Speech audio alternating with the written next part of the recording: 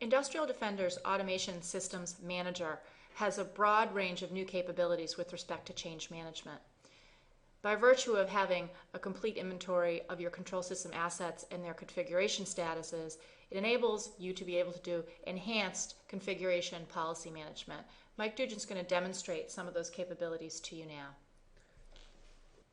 So what we're looking at here is the dashboard of Industrial Defender's Automation Systems Manager.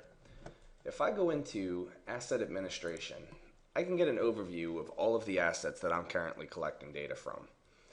These assets can then be grouped depending upon which operating system they are, what type of asset they are, even down to the control system or the vendor or whatever it may be, however you want to group these assets.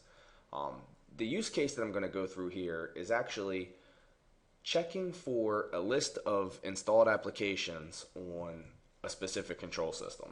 So if I go to Policy, Configuration Policies, what I want to do here is I want to look for all of the applications that are deployed on my ABB Process Portal B systems. So if I open this up, I can see a list of applications that I expect to see on each of these systems.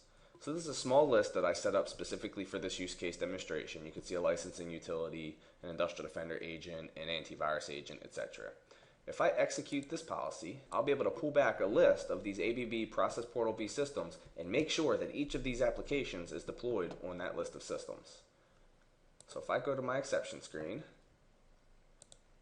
and then we just ran the Process Portal B required applications policy and run a search, I have my list of all my baseline items in each of those systems.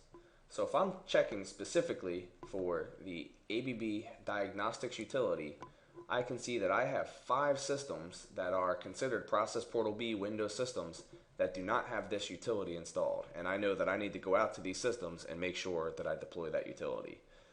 We can also run this list for patches. So if I go back to my configuration policy list, I can run that same type of search for all of my patches on my Process Portal B Windows systems.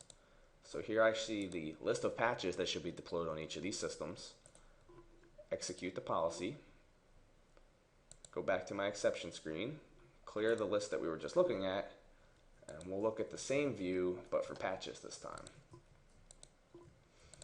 If I run that search, filter it by patch type this time, I can pick any of these patches and make sure that that patch is deployed on each of those systems.